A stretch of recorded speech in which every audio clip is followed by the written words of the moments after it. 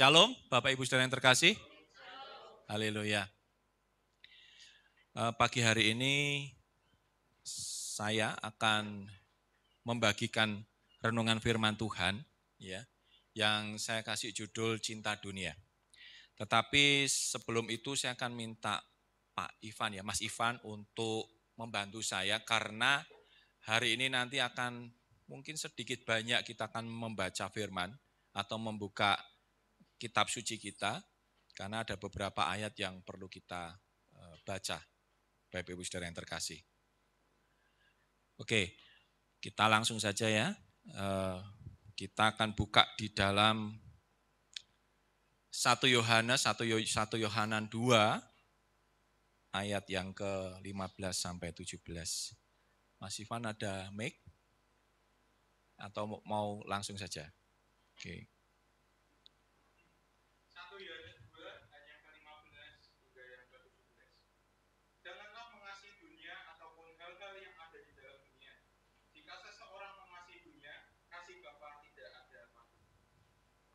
Segala sesuatu yang ada di dalam dunia, hasrat daging dan hasrat mata, serta keangkuhan hidup, bukanlah berasal dari Bapa, melainkan berasal dari dunia. Dan dunia sedang berlalu juga hasratnya, tetapi siapa yang melakukan kehendak Elohim, dia tetap tinggal untuk selamanya. Amin, haleluya. Terima kasih Mas Ivan. Jadi kalau hari ini ilustrasinya sederhana ya, bagaimana seseorang memeluk sebuah globe atau bola dunia. Ini hanya sebagai ilustrasi saja bagaimana banyak sekali, tidak hanya banyak, hampir seluruh manusia ini begitu saudara, tergila-gila dengan dunia ini. Ya, mereka mencintai dunia ini, mereka mendedikasikan hidupnya untuk dunia ini, saudara. Tetapi Bapak Yahweh melalui firman-Nya mengatakan jangan engkau mengasihi dunia ataupun hal-hal yang ada di dalamnya atau di dalam dunia. Jika seseorang mengasihi dunia, kasih Bapa tidak ada padanya. Jadi ada satu sifat yang berbalik, saudara. Ada satu sifat kebalikan. Kalau kita mencintai dunia, maka kasih Bapa tidak ada di dalam kita. Tapi kalau kita ingin dapat kasih karunia dari Bapa Yahweh, maka kita tidak boleh saudara? Mencintai dunia. Ya. Loh, kenapa enggak boleh mencintai dunia? Ini lepas dari bagaimana kita ini mengucap syukur ya. Bukan berarti kita enggak mengucap syukur atas keberadaan kita di dunia ini. Tidak berarti bahwa kita ini kemudian karena kita enggak mencintai dunia, enggak mencintai bumi, tanda kutip ya. Terus kita seenaknya hidup di dalam dunia ini. Kita buang sampah sembarangan lah, kita tebang pohon, whatever saudara.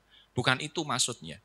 Mencintai dunia ini mencintai segala sesuatu yang menjadi sistem di dunia ini, saudara. Apa sistem itu? Kita lihat di dalam ayat yang ke-16. Sebab segala sesuatu yang ada di dalam dunia, perhatikan, sebab segala sesuatu yang ada di dunia, di dalam dunia, hasrat apa saudara? Hasrat daging dan hasrat mata serta keangkuhan hidup. Itu tidak berasal dari Bapa. Itu tidak berasal dari Elohim, melainkan berasal dari dunia. Nah, saudara, coba kita perhatikan ya, kita lihat di dunia ini ya. Kalau dunia mungkin terlalu luas. Bapak Ibu Saudara bisa lihat di sekeliling saudara. Bapak Ibu Saudara bisa lihat di lingkungan saudara. Saudara bisa lihat di orang-orang dekat yang tidak percaya, bahkan orang percaya sekalipun di dalam dunia ini, yang kita kenal, yang kita selalu berinteraksi, apa yang kita rasakan? Betapa mereka itu berhasrat terhadap kedagingan. Mereka berhasrat kepada mata, saudara. Mereka mengejar begitu luar biasanya atas dunia ini. Ya kan? Mereka berlomba-lomba untuk apa, saudara? Untuk mendapatkan dunia ini. Dunia ini bicara banyak hal. Tadi saya katakan dunia itu adalah satu sistem, saudara. Di dalamnya sangat-sangat banyak. Kita bisa katakan di dalam dunia itu ada sistem namanya sistem politik. Di dalam dunia itu ada sistem ekonomi. Apapun itu di dalam dunia ini ada, saudara.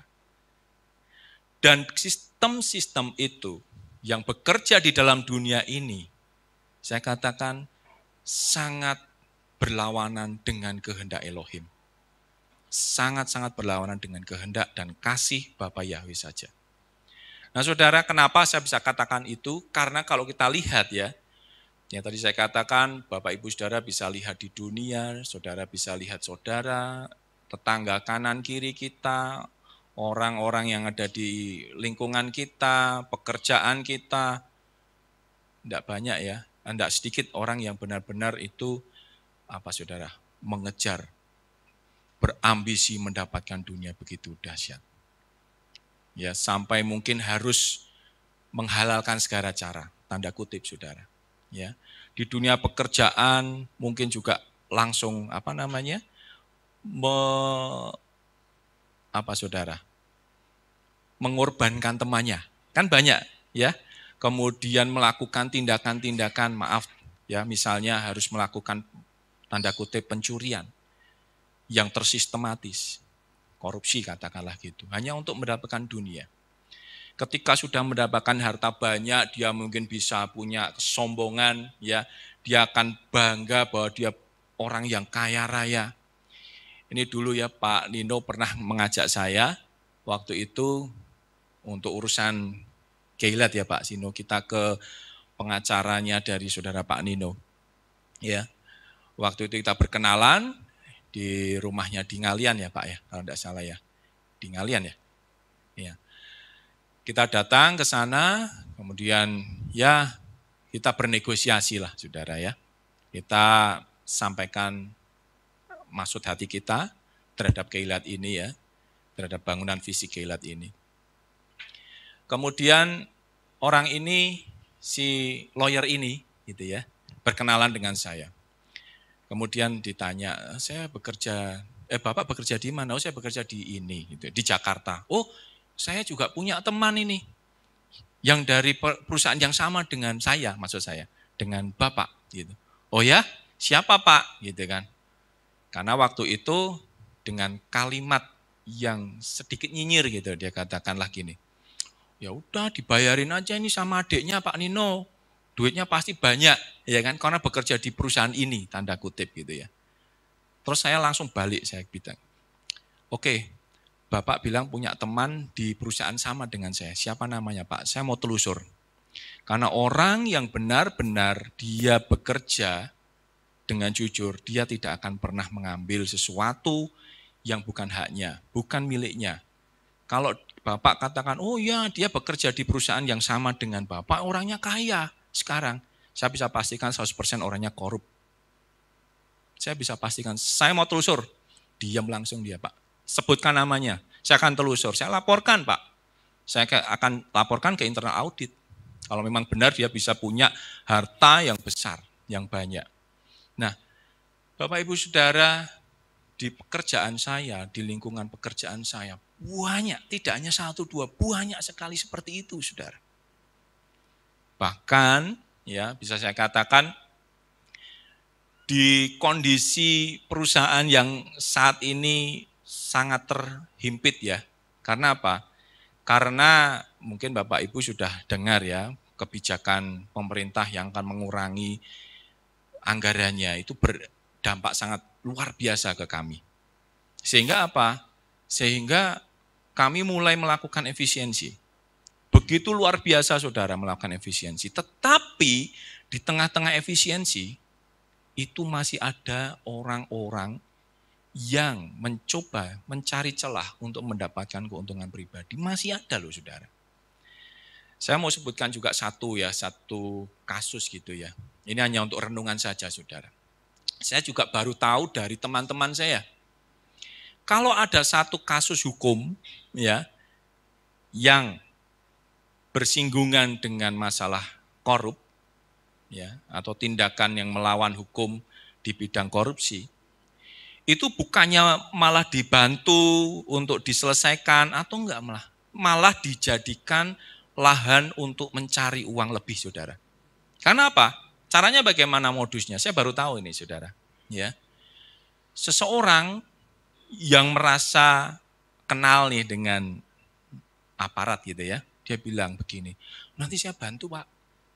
Ini saya kenal ini dengan bapak ini yang ada di Gedung Bundar lah, ada di Polda, whatever gitu saudara. Tetapi nanti saya kasih, ya Pak ya, kasih clue-nya nanti seperti ini. Ada beberapa yang harus disiapkan. Akhirnya apa saudara? Yang harusnya dibantu malah justru diporotin saudara, keluar banyak uang. Nah itu orang-orang yang ngambil kesempatan di dalam hal yang buruk saudara, hal yang tidak baik. Orang berlomba-lomba memperkaya diri, mencari dunia, segala hal dilakukan, segala cara dilakukan. Nah saudara yang terkasih, kita jangan sampai serupa dengan mereka. Karena dengan melakukan itu, dengan kita mencintai dunia, segala hal yang ada di dunia ini, segala sistem yang sudah diciptakan, yang sudah berjalan di dunia ini. Saudara tahu siapa yang menciptakannya? Siapa yang menjadi tuan atas dunia ini? Halo? Setan, saudara. Ya, yang menjadi master, yang menjadi tuan, yang menjadi penguasa dunia ini, siapa? Si setan, saudara. Ingat ya, ketika Yesua dicobai, di mana? Ditaruh atau diajak oleh si setan, berada di hubungan bait suci. Ya, setan kemudian memperlihatkan, ini loh dunia begitu indah. Ya kan? Ada banyak harta yang melimpah di seluruh dunia ini. Dia mencoba Yesua dengan katakan, kalau engkau mau ya mengakui atau engkau mau menyembah aku sebagai Tuhan, si Satan sebagai Tuhan, menyembah Satan, maka aku akan memberikan siapa? Memberikan apa? Dunia ini, saudara. Jadi segala sesuatu yang ada di dunia ini sudah disistemik atau sudah diatur oleh si Satan, saudara. Tadi saya katakan di dalam dunia ini ada sistem-sistem, ada sistem politik, ada sistem ekonomi, mungkin juga ada sistem misalnya budaya. Saya mau katakan saudara, karena ada beberapa teman-teman saya juga pernah katakan ke Pak Nino, meskipun saya ini orang Jawa gitu ya, kalau ada budaya-budaya Jawa yang sudah tidak sesuai sama firman, ya saya tinggalkan.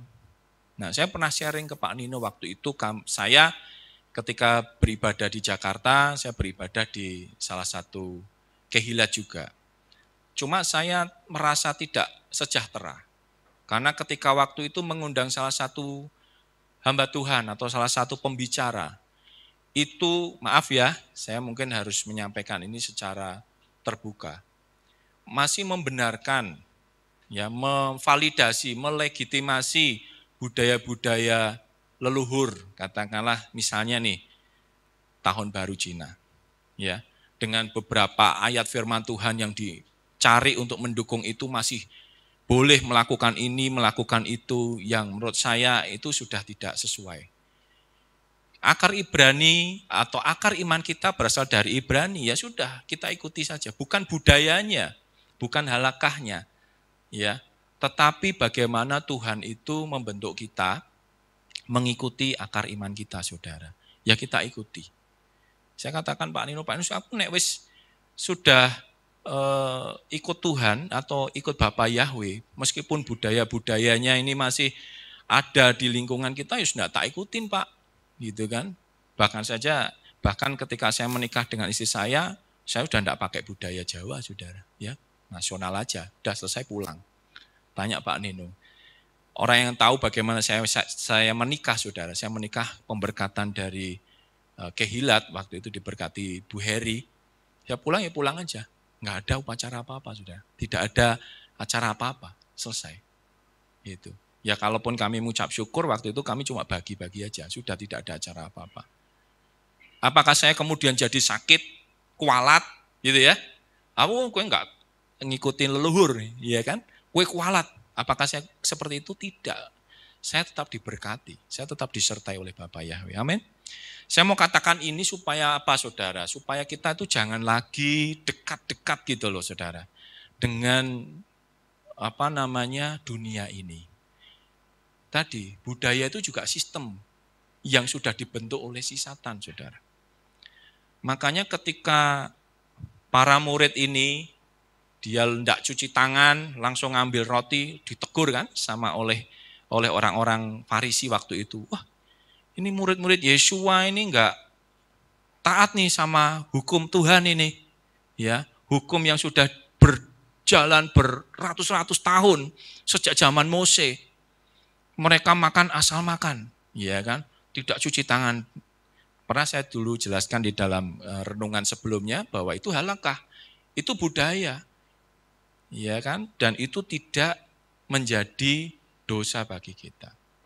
Nah, saudara yang terkasih, sekali lagi, ya itu kembali ke Bapak Ibu Saudara. Kalau memang masih terikat dengan budaya. Nah, saya lucu nih, ya. Ini terus terang aja ya, Bapak Ibu Saudara masih ada yang badan, ya kan? Katanya ini budaya atau nggawe opor, nggawe sambal goreng ati kan biasanya gitu ya.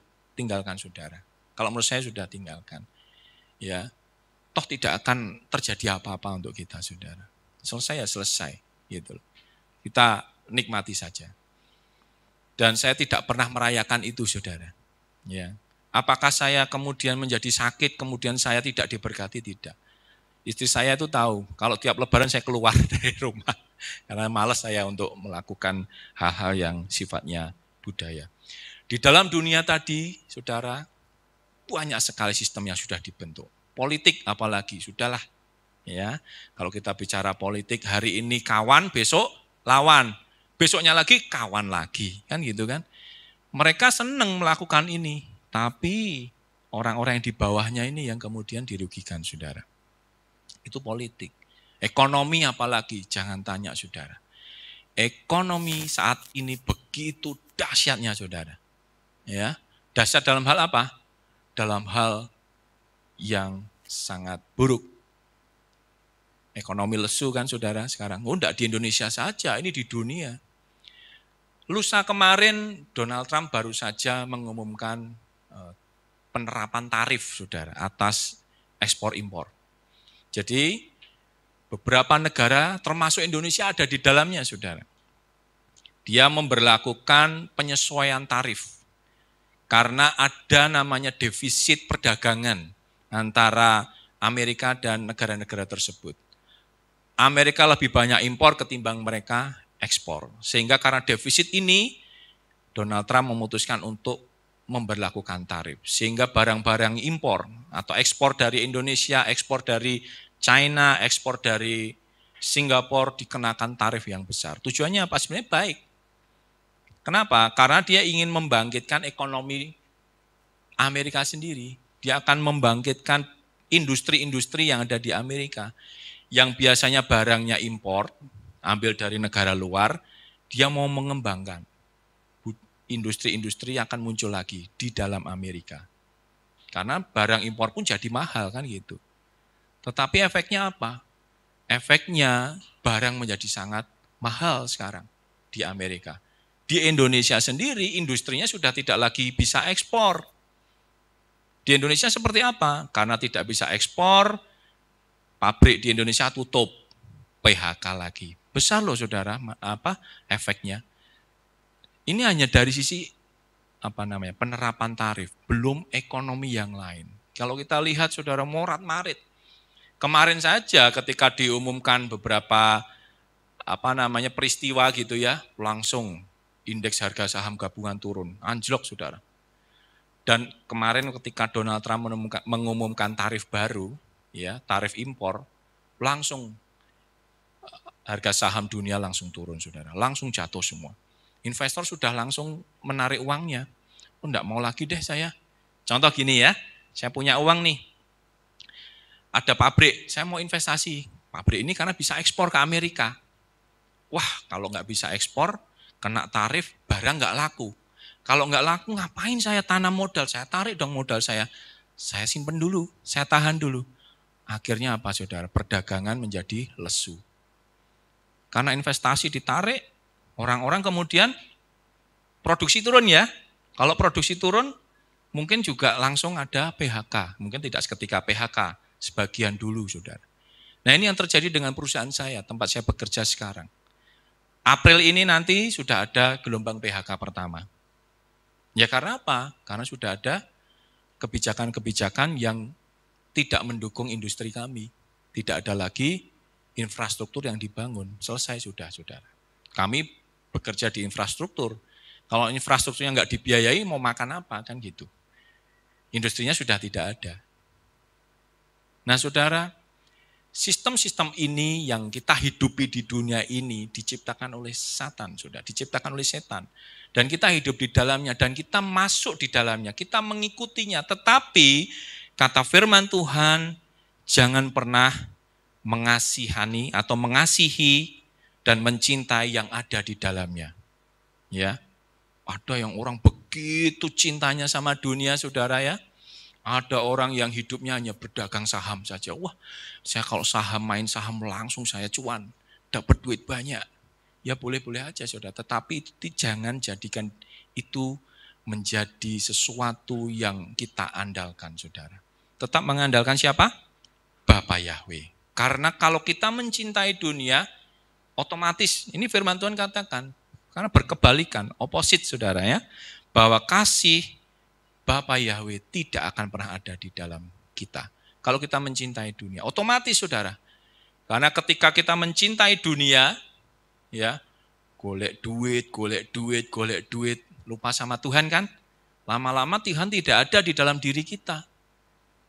Ruah HaKodes lama-lama undur dari diri kita. Dah terlalu sibuk golek duit tok dia, aku golek liya wae. Orang yang mau setia, orang yang mau taat. Ngapain saya tinggal di dalam satu rumah, yang rumah itu tidak mencintai saya sebagai penghuni. Yang mending saya keluar. Kata Roh Kudus, saudara. Karena kita sudah mencintai yang lain, mencintai dunia. Ya, mendedikasikan diri kita, memberikan sepenuh waktu kita untuk cari dunia dengan segala keindahannya. Memang saudara yang terkasih, ya kita nggak bisa ya, namanya kita meninggalkan dunia ini, ya, kemudian benar-benar langsung meninggalkan segala hal yang sifatnya harafiah, kedagingan. Tiba-tiba kita langsung menyendiri di hutan topo gitu ya, tiba-tiba mati karena nggak makan, karena kita topo di sana. Bukan gitu maksudnya. Kita akan tetap menjadi bagian dari dunia selama kita tinggal di sini, nggak bisa kita pungkiri. Tetapi jangan menjadi bagian di dalamnya. Menajiskan diri kita menjadi bagian di dalamnya. Saya contohkan tadi, orang-orang yang kemudian nyuri, ya kan, supaya cepat kaya. Saya pengen kaya, saya pengen punya mobil bagus mewah. Besok saya kalau pulang kampung mudik, saya bawa mobil bagus, langsung dibilang, wah sukses ya di ibu kota. Akhirnya yang dilakukan adalah melakukan hal-hal yang jahat. Ya inilah orang-orang yang kemudian mencintai dunia menjadi bagian di dalam dunia itu, saudara. Ya, nah saya mau kita sama-sama sadari, saudara. Oke, kita hidup di dunia ini, tetapi jangan pernah mencintai dunia begitu kuatnya, saudara. Ya, bahkan orang-orang di dunia pun juga sudah memberikan kita banyak sekali quote ya, atau ungkapan gitu. Bahwa di dunia ini hanya sementara saja, sebentar saja. Seperti orang yang hanya mampir untuk minum saja, setelah itu pulang. Artinya bahwa di dunia ini sebentar saja, saudara. Ini saya kalau ngomong ke istri saya, ini kalau lihat anak-anak cepat gede ya, Mam ya, gitu ya. Ya karena saya juga pulang cuma 2 minggu sekali kan, saudara ya. Ini tahu-tahu udah tingginya kok melebihi saya gitu kan. Padahal kemarin kayaknya masih di bawah saya, tahu-tahu sudah tinggi. Artinya waktu cepat sekali gitu loh. Tidak terasa kita jalani, saudara. Dulu rambut saya juga nggak gini, sudah nggak putih semua. Tiba-tiba putih semua. Kalau saya di cermin itu saya perhatikan, ini kok cepat banget putih ya. Padahal saya tidak pernah semir gitu ya. Saya biarkan aja gitu. Tapi cepat sekali putih. Berarti usia saya juga semakin cepat gitu ya, saudara, untuk bergulir. Ya. Oke, saudara, kita akan lanjutkan. Berikutnya, saudara. Orang metu. Nah, Mas Ivan minta tolong dibacakan lagi. Di dalam Yohanan, sebentar Mas Ivan. Saya minta maaf mungkin beberapa ayat yang di depan tidak saya beri ilustrasi, ya. Tapi saya yakin Bapak Ibu Saudara bisa menangkapnya dengan baik. Oke, silakan Mas Ivan.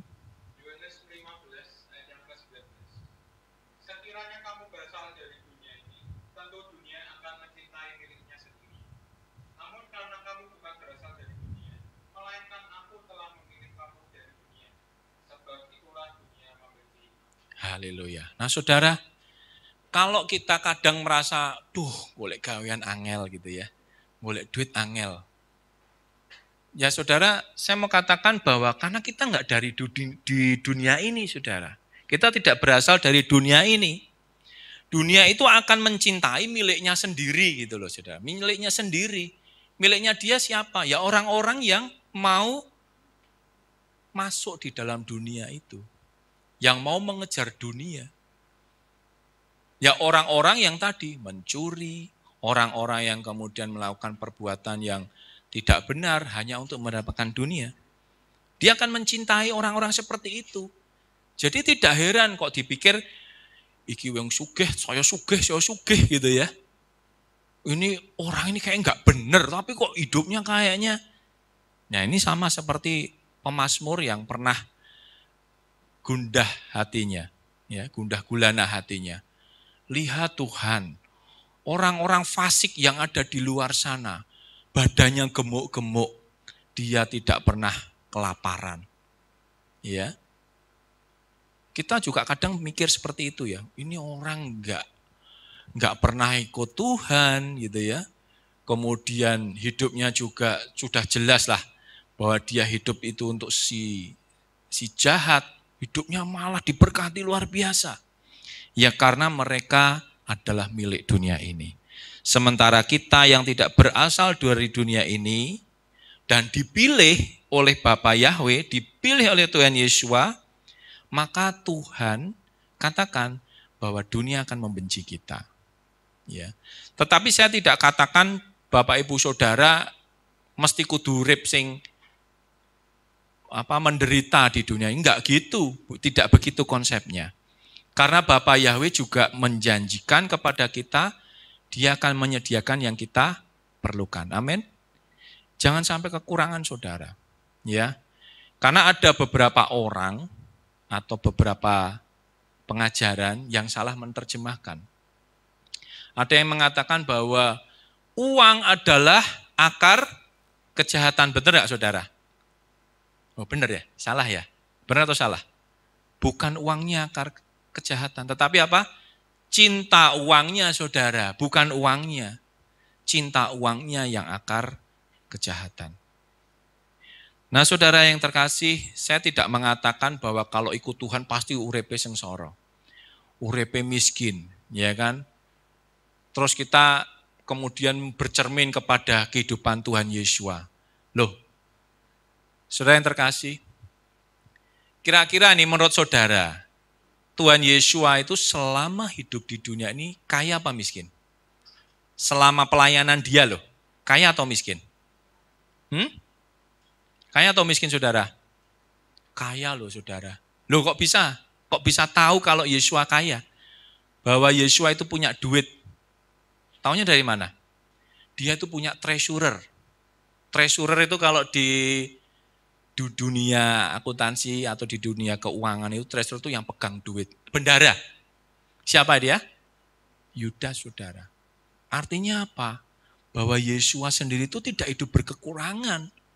Tidak seperti yang digambar-gambarkan di dalam cerita-cerita bahwa dia tukang kayu yang miskin, hidupnya menderita, kemudian menginspirasi beberapa, maaf ya, katakanlah aliran. Kemudian aliran-aliran itu kemudian hidup miskin, punya pondok di mana hidup miskin, saya ngikutin Tuhan saya Yesua. Ini biasanya di biarawan-biarawan saudara, hidup miskin. Itu enggak salah. Tetapi kalau kita mau mengikuti kehidupan Tuhan Yesua sendiri, Yesua itu tidak miskin saudara. Tuhan Yesua itu kaya. dia sangat diberkati. Ya, coba perhatikan saudara. Ketika Yesua itu nanti ketika Seder Pesah ya, atau malam Paskah ketika akan diserahkan nyawanya kepada tentara-tentara Romawi, saudara akan perhatikan satu kisah di mana dia itu sudah katakan kepada muridnya, kamu nanti pergi ke kota itu, ya, ketika kamu ketemu seseorang yang membawa water jug atau buli air, buli minum, ikuti orang itu, dan dia akan menyiapkan satu ruangan di atas yang sudah dipersiapkan. Kira-kira saudara, kita nggak bicara masalah mujizat ya, bahwa itu disediakan oleh Tuhan Yesua. Kira-kira secara logika saudara, itu nyewa apa enggak? Mesti nyewa loh saudara ya. Dia sewa ruangan, kemudian dia sudah mempersiapkan segala perlengkapannya. Baik itu cawan, piring, mungkin juga. Bahkan dikatakan di situ para murid membeli kambing saudara untuk mempersembahkan kepada Bapa Yahweh di Bait Suci. Ya, bahwa mereka tuh punya duit, mereka ini diberkati. Bayangkan pelayanan selama 3,5 tahun. Yesua berkeliling Nazaret, balik lagi ke Yudea, ke Yerusalem, bolak-balik. Kira-kira butuh modal nggak? Butuh modal loh saudara. Ya, butuh makan, butuh tempat untuk tinggal. Yang ikuti Yesua paling tidak ada 12 murid. Belum lagi ada pemuritan 70 murid yang lain. Perlu uang loh saudara untuk menghidupi mereka, ngasih makan mereka. Mereka nggak kemudian seperti maaf misalnya yang minta-minta atas nama tanda kutip agama. Enggak. Diberkati luar biasa. Ya. Yesua itu diberkati luar biasa. Belum lagi kalau saudara perhatikan ketika dia lahir. Ya, dia dipersembahkan mur, emas, minyak wangi dan segala macam saudara. Yang harganya mungkin saat ini fantastis. Jadi saudara yang terkasih, sekalipun kita tidak di dalam dunia, menjadi bagian dari dunia, kita tetap akan diberkati Bapa Yahweh. Amin. Bapa Yahweh akan menyediakan bagi kita. Tidak perlu khawatir, tidak perlu begitu. Kita ini ambisi gitu loh saudara, agresif sekali mencari dunia sampai melupakan Tuhan. Ini yang salah saudara. Banyak orang-orang kemudian melupakan Tuhan karena dia terlalu ambisi. Banyak beberapa orang yang kemudian maaf ya, berpindah iman karena mengejar dunia. Saya kenal satu orang saudara, dia itu omnya teman saya. Karena dia ingin mengejar posisi sebagai hakim perpajakan. Jadi perpajakan itu ada hakimnya saudara. Kalau kita melakukan pelanggaran, kita melakukan sesuatu yang tidak sesuai dengan perpajakan, dan kita disidang gitu ya, itu ada hakimnya. Nah, untuk menjadi seorang hakim, dia rela mengorbankan imannya. Menjual Yesua untuk mendapatkan jabatan itu. Memang akhirnya apa? Kaya banget saudara. Kaya banget. Ya. Kemudian tanahnya di daerah mana itu? Simpruk di Senayan saudara. Gede-gede. Luar biasa saudara. Jadi saya mau katakan bahwa orang begitu mudah menjual Yesua. Terus Bapak Ibu Saudara juga mungkin mendengar ya di dalam berita atau dimanapun. Dengan mudahnya orang langsung, apalagi selebritas ya kan, langsung jadi konsumsi media kan gitu saudara. Langsung heboh seluruh Indonesia. Wah ini menjadi miliknya si ini sekarang. Sudah lock out istilahnya kan gitu ya. Sudah lock out, lock in ke si ini saudara. Saya nggak ngeman orang-orang seperti itu. Wah sayang ya imannya atau sayang jiwanya, nggak ngeman, biarin aja. Nek meh binasa-binasa sekalian gitu ya. Ngelek-ngelek umat kita juga kok saudara. Kan gitu. Kenapa saudara? Karena Yesua pernah berkata bahwa domba-dombaku itu mengenal aku, mengenal tuannya. Dan tidak ada seorang pun, perhatikan, tidak ada seorang pun yang bisa merebut domba-dombaku daripadaku. Jadi kalau ada dombanya Yesua yang jadi kambing, ya tidak lagi jadi domba, maaf ya, jadi kambing, jarkewai, berarti memang dari awal dia bukan domba, saudara. Amin. Memang dari awal dia bukan domba. Kambing sing nyaru sebagai domba. Biarin aja gitu. Nggak usah kita ngeman jiwanya, wis biarin. Balik okono gitu. Karena memang Tuhan sudah katakan tidak ada satu orang pun yang bisa merebut domba itu daripadaku. Kalau kemudian pindah jadi kambing, ya memang dari awal itu dia kambing, saudara. Saya gitu aja, saudara. Jadi enggak usah dieman-eman. Jiwa orang selebritas yang besar biarin aja. Karena ada itu yang baru aja terjadi. Oke, berikutnya. Cepat mana waktu nih. Ya, Efesus 1 ayat 4, Mas Ivan.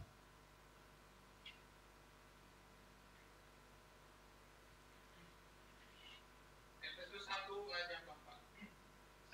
Sebagaimana di dalamnya, Dia telah memilih kita sebelum permulaan dunia untuk menjadikan kita kudus dan tak bercacat di hadapannya dalam kasih. Haleluya. Jadi Tuhan Yeshua, Bapa Yahweh, itu sudah memilih kita sebelum permulaan dunia. Bahkan sebelum dunia ini ada, sebelum dunia ini dijadikan, sebelum dunia ini dengan sistemnya yang berjalan sekarang ini ada, kita tuh sudah dipilih.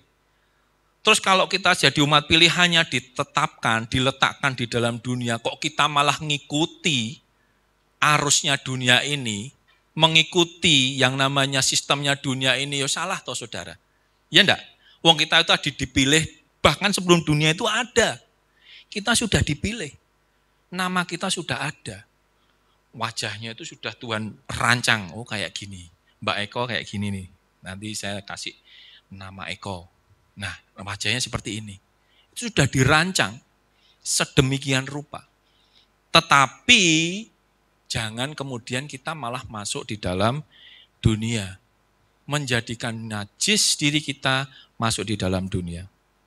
Saudara, tadi saya katakan bahwa dunia ini cepat banget gitu, saudara. Ya, bahwa hidup kita itu cepat banget rasanya. Tahu-tahu sudah umur 40, besok tahu-tahu udah pensiun gitu kan. Saya kadang ngerasakan kalau sudah sama istri saya ngobrol, ini ngerti-ngerti pensiun di mamaku besok iki, wis 55. Cepet banget gitu, saudara. Ya, setelah itu enggak berapa lama ya paling Tuhan panggil kan gitu. Kalau belum rapture ya saudara ya. Tapi kalau rapture duluan ya haleluya kan gitu saudara. Artinya bahwa kenapa sih kita harus mengorbankan waktu kita, mengorbankan energi kita untuk dunia. Tidak untuk orang yang sudah memilih kita dari awal permulaan dunia. Saudara yang terkasih, sayang kalau kita harus memberikan hidup kita untuk dunia, ya, karena yang kita kejar juga nggak akan selamanya ada. Nah, lalu apa yang terjadi dengan dunia ini? Nah, pertanyaannya ini, saudara, saya mau katakan ada sesuatu yang sangat besar yang terjadi di dunia ini. Mungkin saudara sudah, alah ini bolak-balik diomongke, tapi ya gitu-gitu aja. Ya, kita perhatikan, saudara. Mas Ivan minta tolong. Nah, kita lihat yang terjadi di dunia ini, ngapain sih kita harus ngejar dunia ini, padahal yang terjadi itu malah hal yang tidak baik. Lukas 21 ayat 10 sampai 11. Lukas 21 ayat 10 hingga 11. Lalu dia berkata kepada mereka, bangsa akan bangkit melawan bangsa dan kerajaan melawan kerajaan. Juga akan terjadi gempa bumi yang dahsyat di berbagai tempat dan kelaparan-kelaparan dan wabah-wabah penyakit. Juga akan terjadi hal-hal yang menakutkan dan tanda-tanda yang dahsyat dari Allah. Dilanjut Mas sama Matius 24 ayat 6 sampai 7. Sama sih sebenarnya ayat paralel aja. Matius 24 ayat 6 hingga yang ke-7. Dan kamu akan segera mendengar peperangan dan berita-berita perang. Perhatikanlah, janganlah ketakutan, karena seharusnya lah semuanya itu terjadi. Tetapi hal itu belumlah sesudahnya. Haleluya. Bangsa akan dibangkitkan melawan bangsa dan kerajaan melawan kerajaan, dan akan terjadi kelaparan dan wabah penyakit dan gempa bumi di berbagai tempat. Amin. Yang dikejar apa sih saudara? Wong yang terjadi nggak ada yang bagus di dunia ini. Ngejar apa sih saudara? Ya kan? Ngejar kekayaan, naik gempa bumi ya entek saudara. Yang terjadi kemarin 7,7 skala Richter di Myanmar, Thailand, Kambodia. Suatu gedung saudara, ya pernah lihat videonya ya. Satu gedung tuh ambruk sudah, bruk padahal belum selesai loh saudara. Bayangin itu berapa ratus miliar itu dibuang duit seperti itu. Bangun sudah kayak gitu sudah. Bahkan fasadnya kaca itu udah templean semua. Habis saudara, dalam waktu tidak lebih dari 10 detik, brek saudara, habis. Satu gedung saudara, satu tower gedung. Ngeri nggak saudara?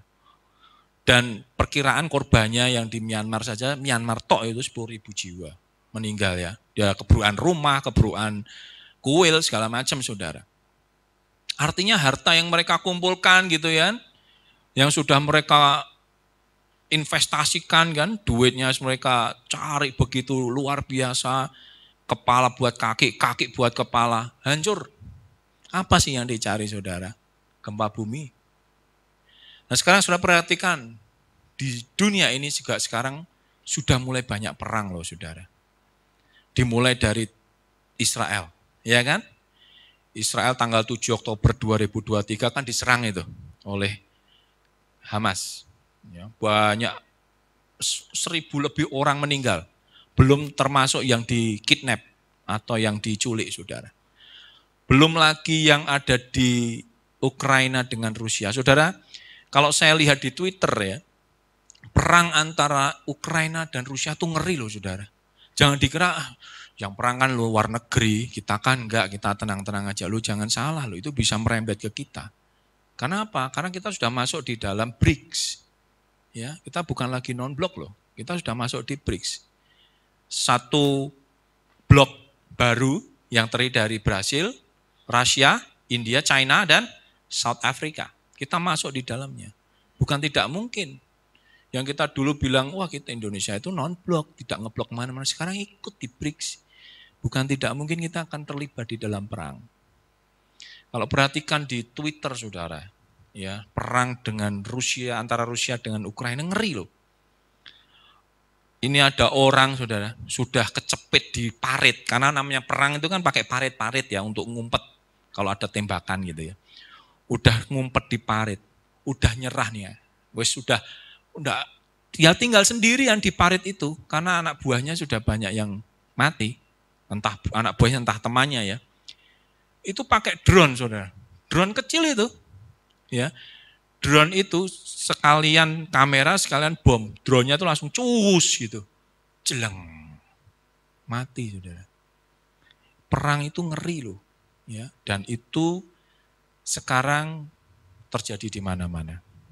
Saudara yang terkasih, ada 70 orang dibantai di Republik Demokratik Kongo, RDC. 70 orang tinggal di dalam gereja, dibunuh saudara. Lagi ibadah dibunuh di RDC. Ya. Kemudian di Syria sekarang ini, yang orang-orang Kristen Koptik itu juga sekarang dibunuh saudara. Memang tidak diberitakan di dunia, tetapi terjadi sekarang ini. Tetapi itu terjadi saat ini. Saat ini loh saudara, bukan yang lalu, tapi saat ini. Ratusan orang, bahkan ribuan orang Kristen Koptik yang ada di Syria, setelah sekarang kan kemarin Bashar al-Assad itu kan digulingkan toh saudara ya. Kemudian muncul rezim baru yang namanya itu, ya kan, yang berlandaskan itu, saudara sudah tahu, membantai saudara. Ya. Nah, hal-hal seperti ini akan terus bergulir, akan terus terjadi. Nah, saudara sekarang aja sudah ada ancaman-ancaman baru, ya, terhadap perang ada di Taiwan dengan China dan seterusnya, saudara. Apa yang kita cari? Wabah penyakit ada di dunia ini, saudara. Kemarin tahun 2019-2020 saudara sudah tahu penyakit apa yang terjadi di dunia ini. Di dunia loh, enggak di Indonesia, atau di dunia. Orang memprediksi 10 tahun lagi akan terjadi hal yang serupa, bahkan jauh lebih ganas dan seterusnya dan seterusnya. Berikutnya Mas Ivan, cepat aja. Apa yang kita cari di dunia ini sudah? Matius 24 ayat 10 sampai 12. Dan pada waktu itu banyak orang akan tersandung dan mereka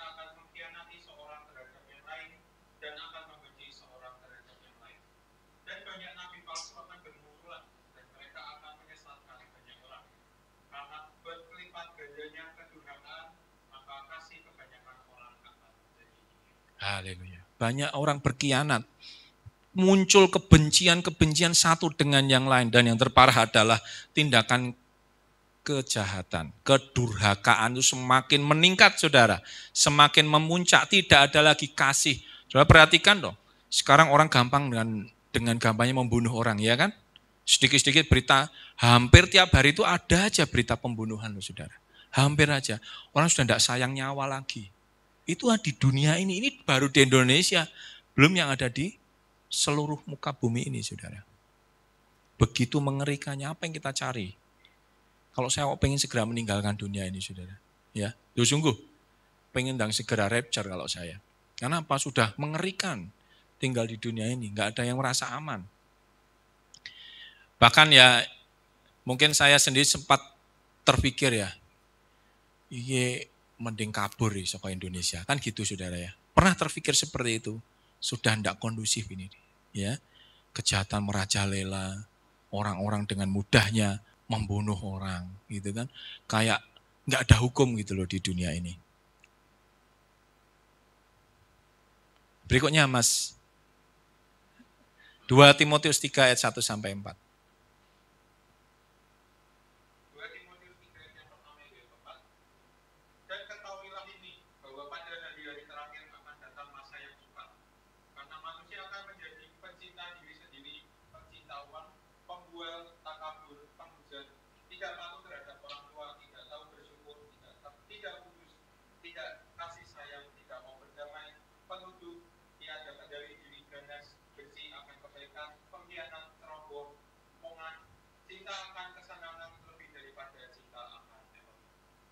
Kira-kira banyak nggak yang seperti itu? Banyak banget kalau orang Jawa Timur, banyak gitu ya. Ada yang ganas, nggak bisa diatur, nggak taat orang tua ternyata masuk ya. Sebagai tanda-tanda di dunia ini orang semakin begitu jahatnya. Itu orang-orang yang mencintai dunia, saudara. Ya, bos nggak peduli sama orang lain. Ayo sekarang apa pernah kita dulu pernah dengar orang nipu-nipu di telepon, ya kan? Sekarang banyak yang kena kasus di telepon orang asing, tiba-tiba, oh selamat Bapak dapat hadiah, tiba-tiba uang melayang. Bapak silakan datang ke ATM ya, nanti kita akan ajarkan caranya untuk dapat uangnya kita transfer. Ternyata malah uangnya yang hilang. Kan gitu, saudara. Banyak sekali kan penipuan-penipuan, baru penipuan itu yang kemarin heboh, penipuan yang ada di mana Boja gitu kan, jual panci ternyata ditipu. Wah, banyak sekali, saudara. Karena orang begitu mengejar dunia. Iya kan? Mengeri, saudara. Dulu juga pernah ibu saya ditipu itu, ditelepon. Bilang kalau saya kecelakaan di Jakarta. Ini anak ibu kecelakaan waktu ibu saya masih hidup itu. Ibu saya panik kan. Wah, anak saya kecelakaan gitu kan di Jakarta. Ini saya polisi. Ini supaya ibu tenang aja ini bu. Kita akan urus. Anak ibu masuk rumah sakit gitu kan. Nah, ibu kirim pulsa ke saya, dikirim sama ibu saya sama istri saya, karena sudah panik kan, dikirim pulsa. Habis itu telepon saya, saya tenang-tenang di kos, ya, saya nyaman di kos malah tiduran. Nah itu saudara. Satu lagi Mas, 2 Petrus 3 ayat 3 sampai 4. Jadi tidak ada baik-baiknya sih di dunia ini, apa yang mau dicari saudara. 2 Petrus 2 ayat 3 sampai 4.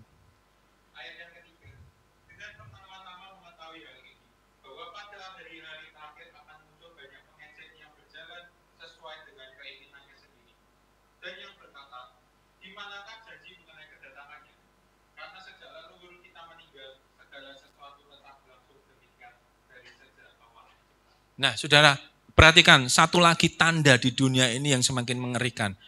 Jangan pernah mendengarkan orang-orang seperti ini. Hilang iman, saudara. Allah kawit biyen yo bilang bahwa akan ada pengangkatan zaman ini kita masih kecil di sekolah minggu diajari gitu sampai tua yo enggak ono pengangkatan akhirnya apa? Hilang iman, saudara. Ya. Hilangnya iman akan kedatangan Tuhan kembali. Kita kemudian menjadi suam. Tidak lagi membara di depan Tuhan. Nah ini hati-hati saudara, jangan bergaul dengan orang-orang seperti ini. Biarkan tinggalkan aja orang-orang seperti itu. Yang mengatakan bahwa dari dulu ya gini-gini aja, dari dulu Tuhan yang bilang akan datang, muncul pengejek-pengejek, ya ini orang-orang pengejek ini. Iman saudara akan didegradasi, saudara akan ikut, iya ya bener ya, ngapain sih, mending aku golek duit, ya kan, duit ora iso teko dhewe, Tuhan teko dhewe. Nah, kata-kata seperti ini yang kemudian membuat kita jauh dari Bapa Yahweh. Nah, tidak selalu di dalam dunia ini kalau akhir zaman itu, ini tanda-tanda akhir zaman ya, di dunia ini kan semakin hari semakin tidak ada yang bagusnya yang tadi kita baca. Tetapi ada yang bagus saudara, ada yang baik.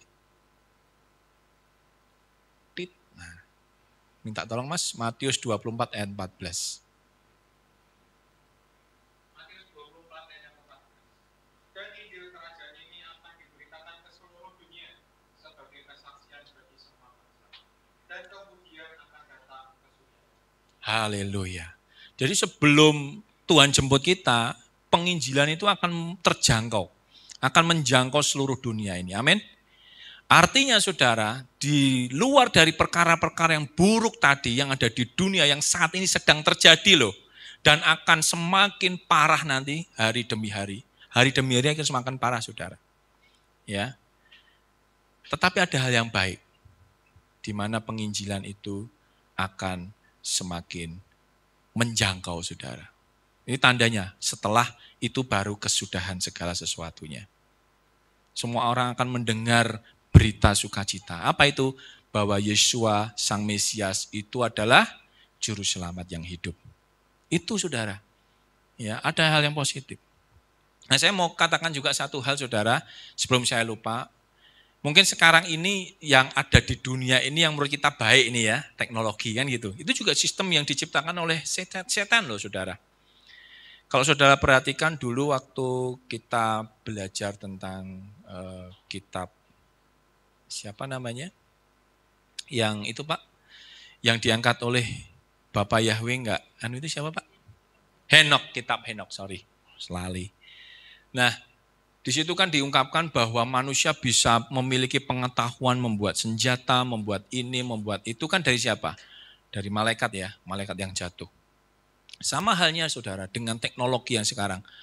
Mungkin kita berpikir gini ya, loh, teknologi kok bisa bisa membuat kita jauh daripada Bapa Yahweh. Kok malah bisa menjauhkan iman kita. Memang satu sisi teknologi itu bisa memberikan kita kemudahan, ya. Katakanlah inilah PowerPoint seperti ini kan teknologi. Dulunya kita pakai slide yang dibuka-buka, kemudian pakai OHP yang masih dibukain gitu ya, pakai slide. Sekarang sudah pakai computerized seperti ini, bagus saudara. Belum lagi ini sebenarnya sudah jadul pakai PowerPoint, sekarang ada Canva, lebih bagus tampilannya. Orang akan semakin canggih, ya kan, di dunia ini.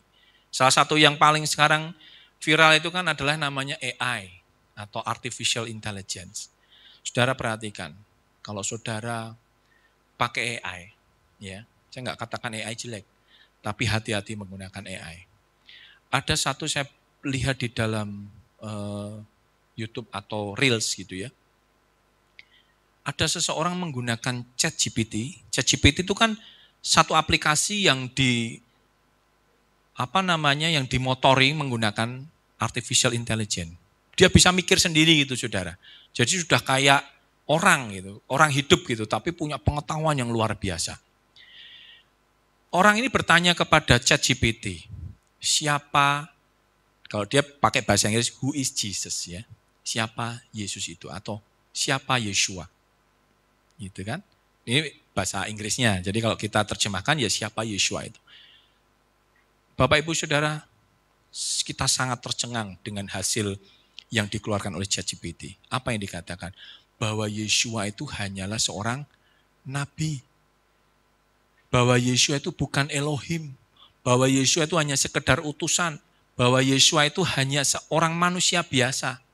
Ngeri nggak saudara? Kalau kita kemudian memanfaatkan teknologi AI menjadi landasan kita, jadi hancur iman kita saudara. Karena dia mengambil beberapa source yang tidak pada sumbernya saudara. Misalnya sumbernya harusnya Injil atau sumbernya adalah Torah, harusnya ngambilnya dari situ. Tidak, karena AI itu open source, saudara. Dia ambil dari semua sumber.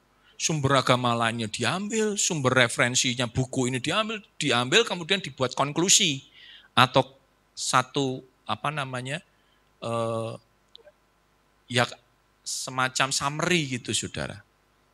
Akibatnya hal-hal yang tidak benar dicampur aduk, munculnya sesuatu yang bertentangan dengan iman kita. Jadi hati-hati, saudara. Itu juga bagian dari dunia. Kita mengandalkan teknologi yang begitu bagus, begitu pesat, begitu canggih, begitu maju, tetapi menjatuhkan iman kita. Berikutnya, hal positif yang terjadi di dunia ini. Daniel 12 ayat 4, Mas. Daniel 12 ayat 4. Tetapi engkau, hai Daniel, sembunyikanlah segala firman itu dan mata-matakanlah kitab itu sampai pada akhir zaman. Banyak orang akan berlari kian kemari dan pengetahuan akan bertambah. Haleluya. Pengetahuan akan bertambah. Ya tadi, tidak hanya sekedar teknologi, tapi pengetahuan tentang firman Elohim yang tidak pernah kita dengar sebelumnya. Kemudian dibukakan bagi kita. Pak Nino beberapa kali ya memberikan kita pengajaran-pengajaran yang menurut saya luar biasa. Maka sebenarnya hari ini tuh saya protes ke Pak Nino. Kemarin beliau telepon saya, ngisi ya, Pak saya itu 2 minggu sekali loh Pak ibadahnya.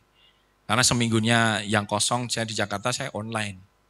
Saya pengen ibadah itu dapat makanan, itu malah disuruh ngasih makan kan gitu saudara kan. Pak saya protes, Pak saya pengen dapat makanan gitu. Saya pengen dapat asupan untuk rohani saya. Wes nggak apa-apa gitu ya. Nah ini saudara, pengetahuan bertambah. Pengajaran-pengajaran dibukakan. Kemudian rahasia-rahasia firman Elohim dibukakan. Melalui gematria, melalui bahasa Ibrani, melalui kode-kode yang ada di Injil maupun yang ada di kitab suci Torah itu dibukakan saudara. Semua dibukakan. Bapak Yahweh membukakan semua. Siapa yang tahu bahwa kita akhirnya mengenal Bapak Yahweh saudara? Rasanya itu iman baru mengenal tahun 2000-an saudara.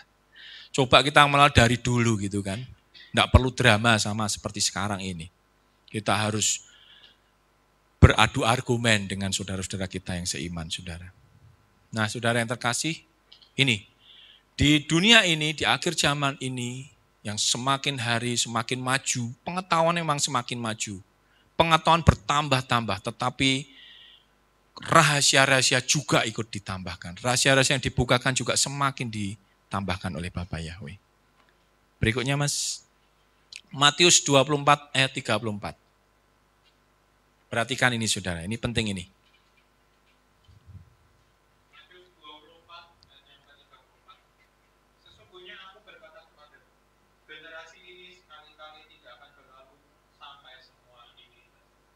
Sampai semua ini terjadi.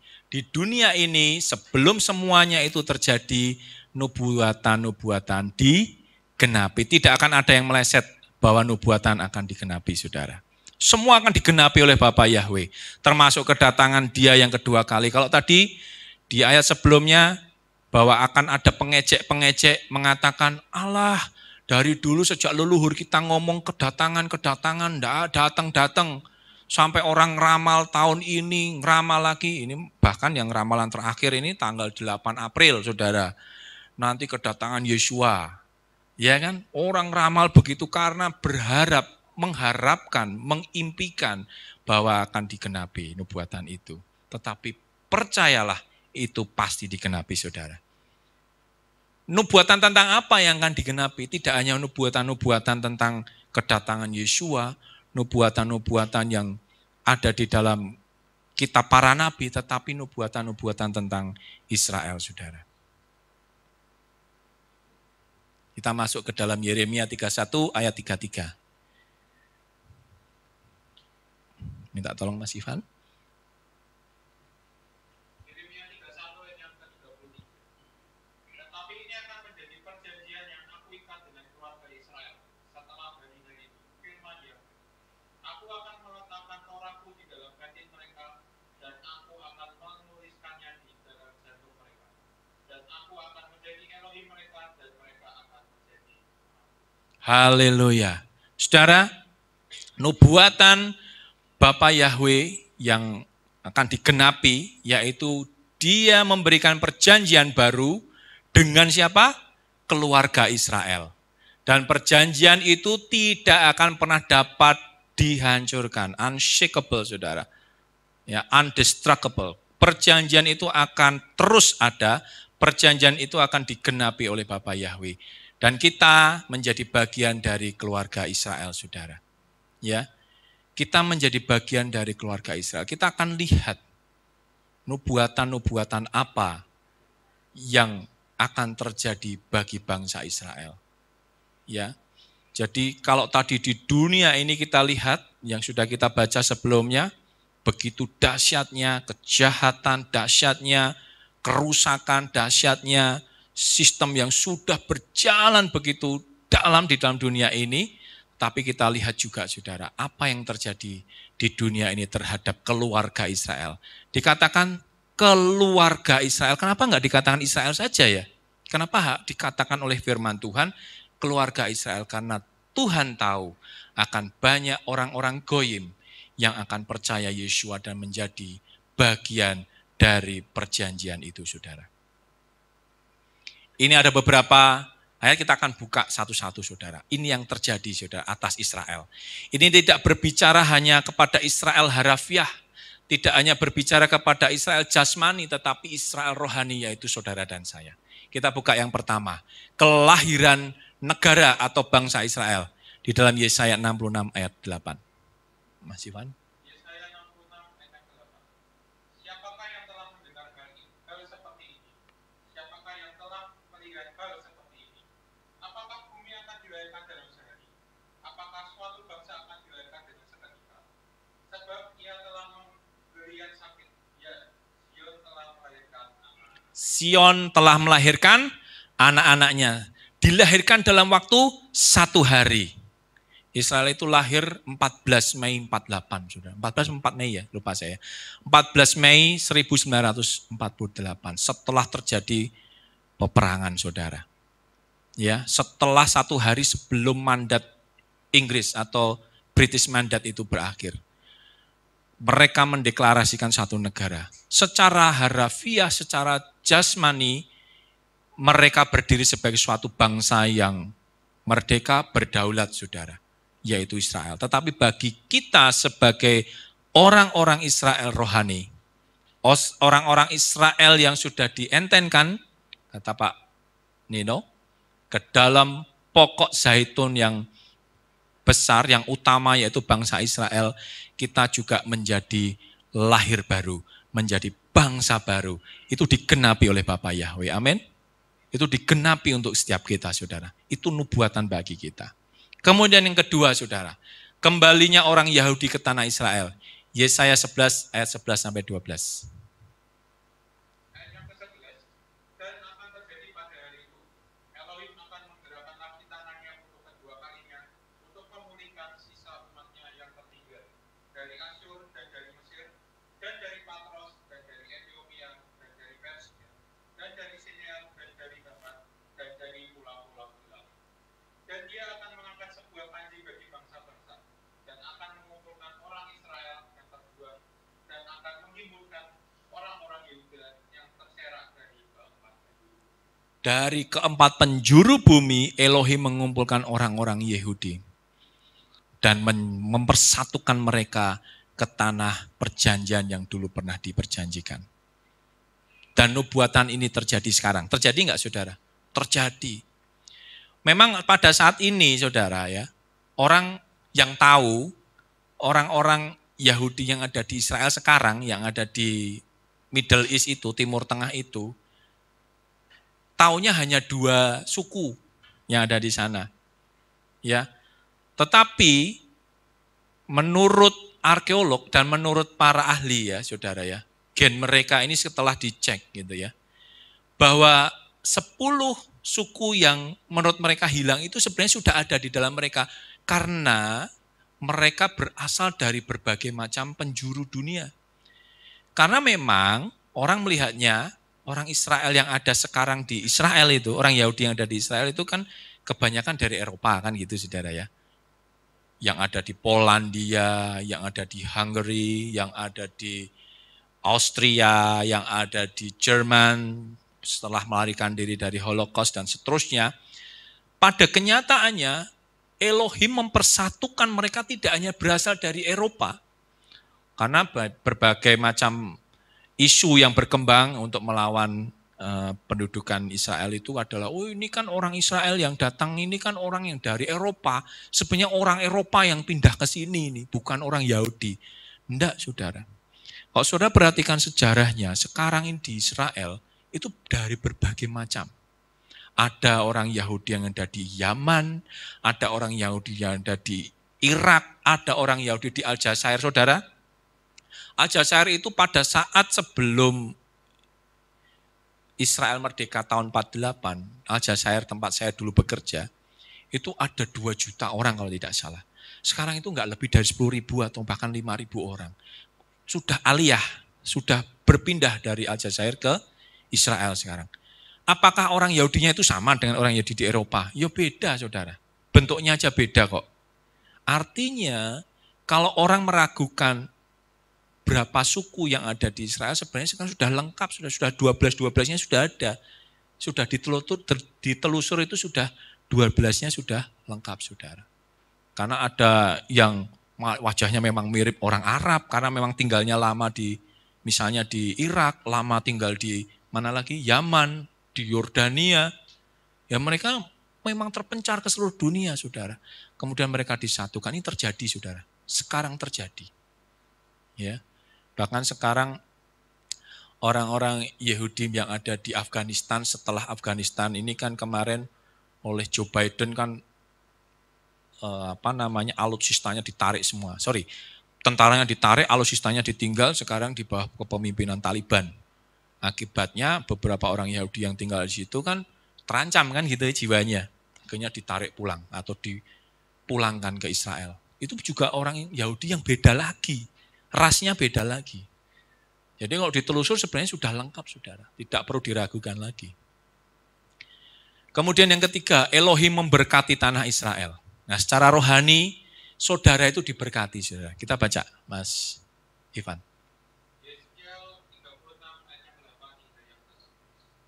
Namun kamu, gunung-gunung Israel, kamu akan mengeluarkan cabang-cabangmu dan menghasilkan buah-buahmu bagi umatku Israel, karena mereka akan kembali datang berkata, sebab lihatlah, bagimulah aku ada dan aku akan kembali kepadamu, dan kamu akan diolah dan ditaburi. Aku akan melipat gandakan manusia atasmu, seluruh keluarga Israel semuanya. Maka kota-kota akan didiami dan garuruan-garuruan akan dibagi. Aku akan melipat gandakan manusia atasmu dan binatang, dan mereka akan bertumbuh dan beranak cucu. Dan aku akan membuat kamu tinggal seperti keadaanmu sebelumnya, dan aku akan berbuat lebih baik daripada permulaan. Dan kamu akan mengetahui bahwa akulah Yahweh. Haleluya, saudara. Dia berjanji, dia bernubuat, pasti digenapi. Amin. Saat ini Israel dibangun begitu luar biasa. Ya, nah ini belum ada kesempatan aja pergi ke sana. Pengen lihat, saudara ya. Di Israel itu seperti apa, di Tel Aviv, Haifa, ya, gedung-gedung pencakar langit yang luar biasa, saudara. Padahal dulu itu gurun, batu. Kalaupun ada rumahnya itu dari batu, saudara. Kayak orang-orang mana daerah Paraan, Temanggung itu kan rumahnya dari batu-batu gitu, saudara. Sekarang udah begitu metropolis di Tel Aviv, di Yerusalem. Kalau Yerusalem itu karena dia old city ya, atau kota tua yang heritage gitu ya, seperti kita kota lama ini nggak boleh asal bangun, nggak boleh asal bongkar, bangun gedung nggak boleh. Itu ada nilai historis yang harus dijaga. Sehingga gedung-gedung tinggi tidak mungkin ada di Yerusalem. Mereka masih menjaga keaslian dari situs-situs yang ada di situ. Begitu luar biasanya Yahweh menjanjikan memberkati Israel. Nah saudara, nubuatan ini tidak untuk Israel jasmani saja, tetapi untuk kita juga. Yahweh akan membangun kita kembali. Amin. Bahkan dia katakan berbuat lebih baik. Kalau kita tetap mengikut dia, berketetapan untuk setia kepada Dia, Dia akan membuat hidup kita lebih baik. Amin. Kita tidak perlu menjadi sama, menjadi satu dengan dunia, mencintai dunia. Karena Elohim sudah berjanji akan memberkati kita. Sama seperti Israel diberkati luar biasa. Berikutnya, Israel dipertobatkan di dalam Yehezkiel 36 ayat 26 sampai 27. Ayat yang ke-20. Aku juga akan memberikan kepadamu jantung yang baru, dan aku akan menaruh roh yang baru di dalam kamu. Dan aku akan menjauhkan jantung batu dari tubuhmu, dan aku akan memberikan kepadamu jantung getih. Aku akan menaruh rohku di dalam kamu, dan akan membuat kamu berjalan dalam ketetapan-ketetapanku. Dan kamu akan memelihara peraturan-peraturanku dan melakukan. Haleluya. Dengan syarat bahwa kita melakukan ketetapan-ketetapan Bapa Yahweh. Saudara, Israel sudah dipertobatkan. Dipertobatkan ini bukan hanya bertobat secara liturgi, ritual, gitu saudara. Tetapi benar-benar dipertobatkan untuk mengenal Yeshua sebagai Hamasiah, sebagai juru selamat mereka. Saudara, sekarang ini di Israel, populasi orang-orang Mesianik, orang-orang Yehudim yang percaya menerima Yeshua itu enggak banyak. Kalau saya sempat baca ya, enggak tahu sekarang. Saya sempat pernah baca, populasi mereka itu hanya di kisaran 35.000 orang. Padahal populasi keseluruhan orang Yahudi itu bisa sampai 8 juta di Israel. Bayangin 8 juta, wong Jakarta itu 11 juta. Artinya wong Israel lebih sitik timbang wong Jakarta. Saudara. Orang Jakarta itu 11 juta. Jadi kalau di Jakartanya saja itu diprediksi 11 juta. Ya, tapi kalau yang penduduknya Jakarta itu sekitar 9 jutaan. Jadi yang 2 juta itu dari daerah-daerah sekitar Bekasi, Depok dan seterusnya. Makanya ketika hari kerja itu Jakarta jadi 11 juta, tapi kalau pulang jam kerja jadi 6 juta. Gitu saudara. Nah di Israel sendiri populasinya itu kalau saya baca ya nanti koreksi kalau saya salah, 8 juta. Tapi hanya 35.000 orang saja yang percaya Yeshua, yang mesianik. Padahal kata firman menurut nubuatan ada berapa? 144.000. Ini kalau kita bicara fisik ya, kita nggak bicara nubuatan ini atau kode ini bicara tentang apa ya. Tapi 144.000 kalau kita bicara fisik betul-betul secara angka masih harus dikejar saudara. Dari 35.000 ke 144.000. Israel dipertobatkan saudara. Israel akan dipertobatkan. Itu nubuatan dan pasti digenapi oleh Bapa Yahweh. Dan banyak dari kita kalau kita bicara Israel rohani, kita juga pasti yakin akan banyak yang dipertobatkan mengenal nama Yahweh. Amin. Sekarang ini di luar sana banyak merek gereja saudara. Tetapi tidak banyak yang mengenal Bapa Yahweh. Tidak banyak yang menerima Yahweh sebagai juru selamat.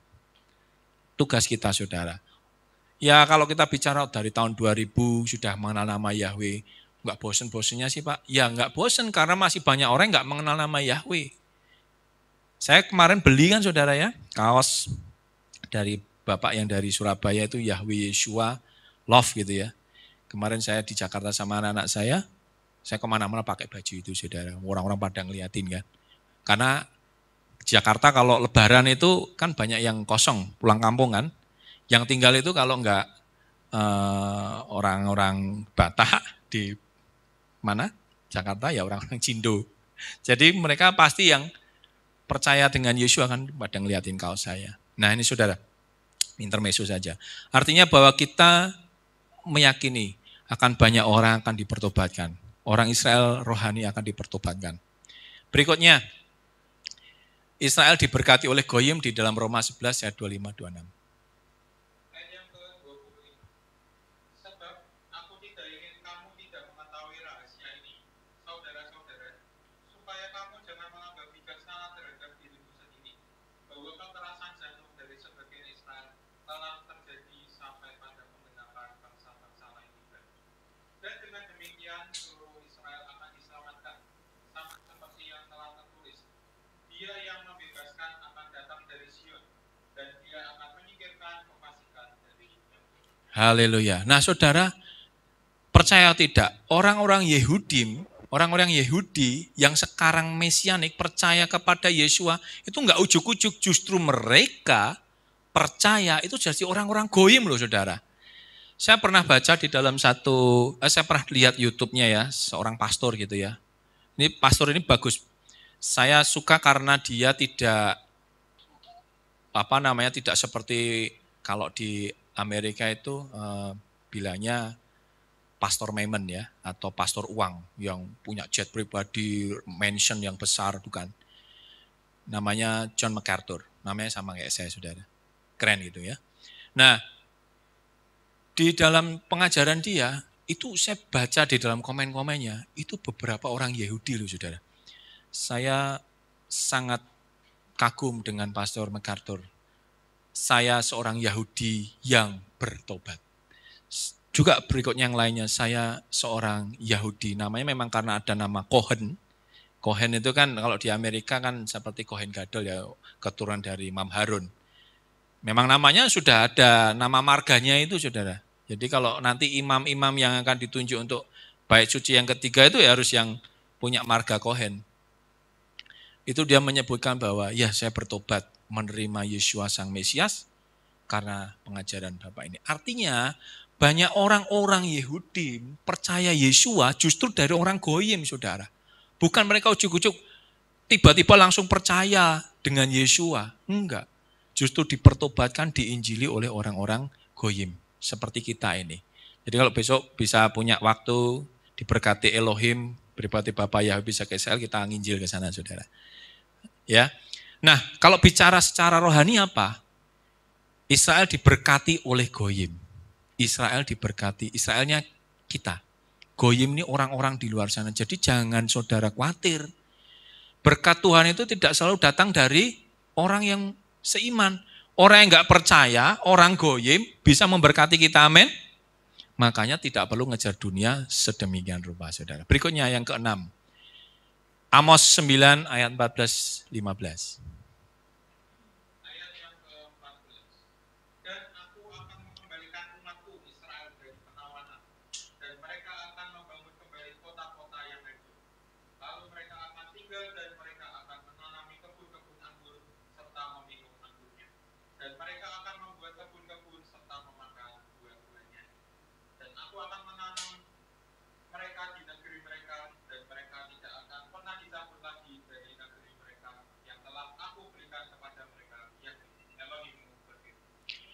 Israel tidak akan pernah lagi keluar dari tanah Israel. Amin.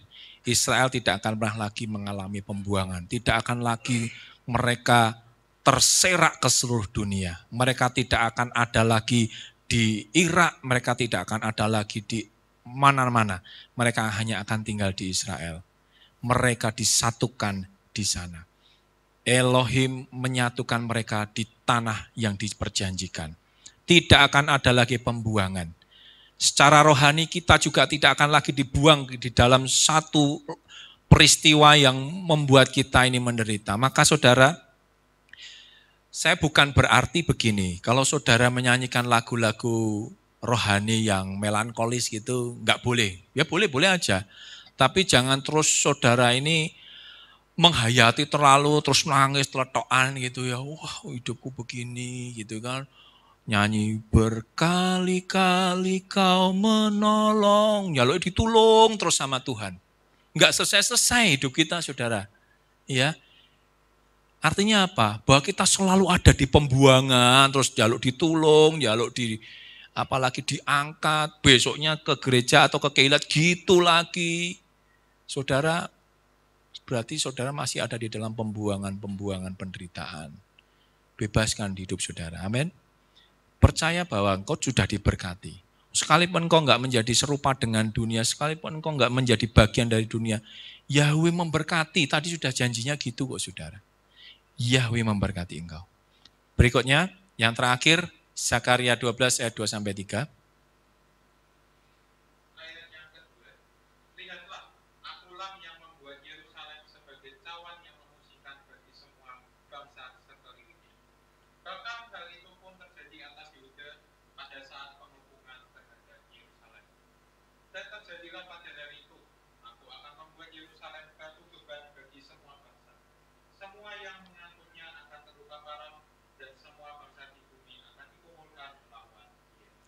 Nah, saudara, sekarang ini Israel itu mengalami begitu dahsyatnya tekanan dari luar negeri, saudara. Semua negara itu kayak menyerang dia.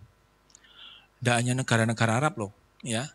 Negara-negara Eropa yang menyandarkan hukum, menyandarkan apalagi kepercayaan mereka ke kekristenan, mereka sekarang ikut apa, saudara? Ikut menyerang dan menekan Israel dengan dalih kemanusiaan. Stop, jangan menyerang Gaza, jangan menyerang lagi, bebaskan Palestina dan seterusnya atas nama kemanusiaan. Tetapi sebenarnya mereka menjadi bagian dari kerja si setan. Perhatikan saudara, sekarang saja Netanyahu sudah dilaporkan di ICC loh, International Crime Court, atau apa itu namanya, persidangan untuk kejahatan internasional, ya. Terus salah satu negara yang begitu getolnya untuk memasukkan Netanyahu ke situ siapa? Irlandia, saudara. South Africa. Negara-negara yang katanya, ya kan, mendasarkan hukumnya menggunakan hukum firman Tuhan, Kristen, Katolik, manapun. Bahkan yang terakhir, saudara, si pemimpin agama Roma itu ketika kemarin kan sakit tuh dia, ya kan, terjadi kegagalan, sedikit kegagalan ginjal gitu, saudara. Kemudian sembuh kan ini, recovery. Pernyataan pertama yang terlontar adalah langsung mengecam Israel, saudara. Bayangkan betapa mengerikannya, bahwa Yerusalem, saya katakan Israel, akan menjadi pusat dunia.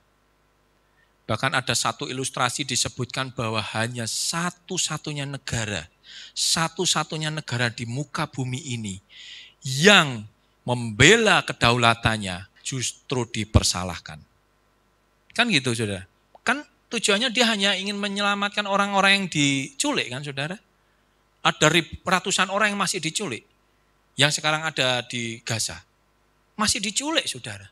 Kan harusnya logika orang sehat, orang yang benar-benar sehat pikirannya, harusnya kan menekan orang yang nyulik kan gitu toh, saudara. Bukan malah menekan yang membela diri kan gitu. Self defense-nya.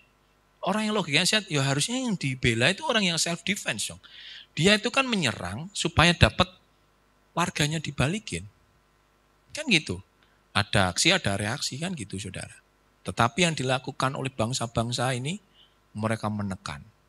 Dari segala penjuru, dari Turki, dari Eropa sedemikian rupa. Jangan belum lagi yang dari Middle East sendiri, dari Timur Tengah. Menekan sedemikian rupa. Tetapi Israel tidak akan pernah mengalami kekalahan. Yerusalem akan menjadi pusat dunia. Yerusalem akan memusingkan banyak negara. Sekalipun pada akhirnya mereka harus menghadapi peperangan terakhir di Megiddo, lembah Megiddo, ya, hanya untuk mempertahankan tanah mereka, saudara. Saudara yang terkasih, ini nubuatan untuk Israel secara jasmani.